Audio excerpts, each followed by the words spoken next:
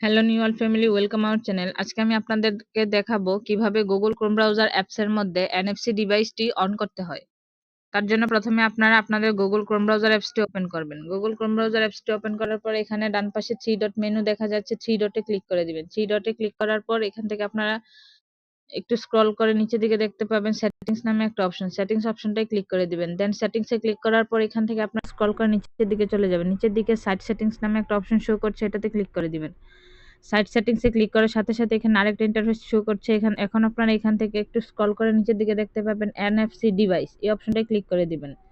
তো এখানে আপনাদের এখানে দেখুন একটা এনএফসি ডিভাইস বাটন শো করছে। তো বাটনটা যদি অন করা থাকে তাহলে সমস্যা নেই, যদি অফ করা থাকে তাহলে আপনারা এটা ক্লিক করে এনেবল করে দিবেন। তো এইভাবে আপনারা আপনাদের গুগল ক্রোম ব্রাউজার অ্যাপসে এনএফসি ডিভাইস অন করতে পারেন। ভিডিওটি ভালো লেগে থাকলে অবশ্যই like, comment, share and follow দিয়ে দিবেন। পাশে থাকার জন্য ধন্যবাদ সবাইকে।